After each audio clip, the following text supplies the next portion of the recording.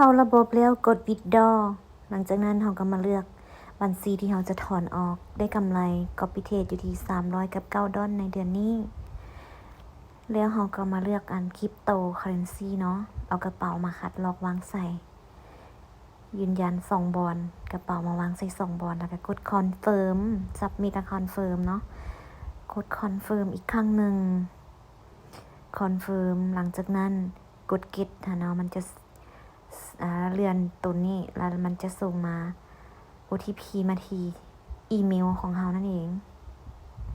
หลังจากนั้นเราไปเอาข้อความ OTP มาที่อีเมลมันจะบอกว่า Xcloud MH Market เข้ามาเนาะหัวตัวเลขมันจะเป็น UAX คัดล็อกเอาตัวเลขมันไปวางใส่บอน UAX นี้แล้วกด submit หลังจากนั้นก็ถือว่าสำเร็จเนาะแล้วมันจะมีข้อความเข้าทางอีเมลอีกเนาะบอกว่าให้เฮาไปกดยืนยันคอนเฟิร์มดำเนินการถอนเงินเนาะว่าแม่นกระเป๋าของเฮาอีหลีแม่นบ่หรือว่าถือสแกมเมอร์แฮกบ่ค่ะแม่นของเฮาอีหลีกรุณากดยืนยันทางอีเมลของเฮาได้เลยเนาะว่าแม่นกระเป๋าเฮาแท้เฮาเองแค่เป็นคนโอนแล้วก็กดยืนยันถือว่าเป็นที่สำเร็จเรียบร้อยแค่นี้เนาะก่อนการถอนเงินบ่ยากภายใน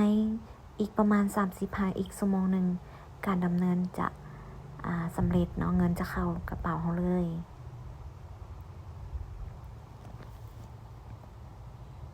มาสเตอร์เพิ่นได้รับรางวัลดีเด่นอันดับ1ในปี2003เนาะและมีใบรับประกันทุนให้อีก